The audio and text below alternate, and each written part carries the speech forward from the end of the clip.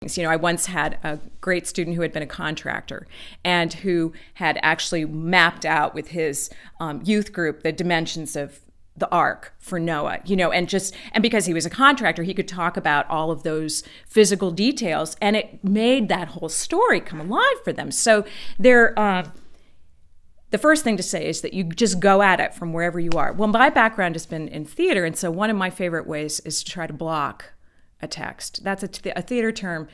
Blocking means the director will say when you have the script, okay, what I want you to do when you say this line is I want you to walk from here to there and then pick up a glass and throw it against the wall. You know, that's the blocking for the scene. It's the physical movement. Now, sometimes when I'm reading a biblical text, I get very caught up or snagged on some issue or another, and I forget about the movement that's going on in the scene. And that can be the key sometimes to actually visualizing what's going on.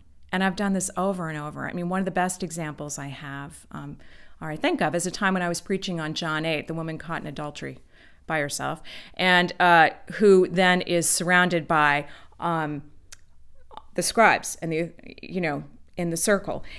And if you look at the text, there's this great moment when Jesus, in the center of the circle with the woman, and everybody's all around them. And of course, what they're trying to do is they're mad at Jesus. They're using her to try to get to him. Jesus bends down and writes in the dust. Remember? He writes something on the ground. And everybody comes. I did the same thing. I got totally obsessed. What is he writing on the ground? What is he writing? It completely blocked me. It kept me from going anywhere in the sermon. So I went over to the campus. I can do this because I have access to people. And I just grabbed some people and said, will you help me block this scene out so I can just try to see it and see if it gets me going? Well, we had about 12 people stand in a circle looking at each other. And then we had the woman standing in the center. And then we just said with Jesus, and we said very simply the words. What they say to her is, or what they say to Jesus is, Rabbi, this woman was caught in the act of adultery. We know the law says, Moses says that we should stone such women. What do you say?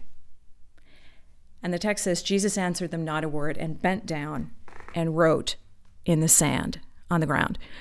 Now, when we blocked that scene, the person doing Jesus bent down and just kind of did this, which left the rest of us there, the woman, and then all of the people looking at one another around. Now, when someone is trying not to engage you, when someone does not want to have you talk with them, what do? They look away, they go down, so that your point of contact becomes then what? The woman in the middle. When Jesus bends down to write on the ground, what happens when you block that scene is that you are forced to look, as a person in the circle, you are forced to look at the woman and at one another.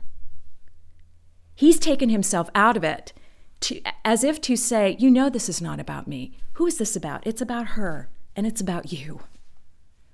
You aren't trying to do something about her. This is about trying to get me. So then the text says, he straightens back up and says, let the one among you without sin be the first to throw the stone. And he bends down again. He will not engage them. And the text says, and one by one, beginning with the elders, which is remarkable, they dropped their stones and walked away. Now, when I blocked that scene, what it was able to do for me was to realize the brilliance of what Jesus is doing, which is to heighten the tension and what they have created in this scene, that they are willing to kill someone to get to him. And he is saying, I think, no, this is primarily, it is one thing to talk about technicalities of the law, and it is another thing to throw a rock at the woman who is right in front of you. When right across the circle are these huge things that we each carry and know about one another. And they can't deal with it. They all leave. And when I blocked that scene, I understood it. So there are, or at least I saw something different. I wasn't obsessed about what he was writing on the ground. I became fascinated that he did it and that it completely changed the physicality of the scene.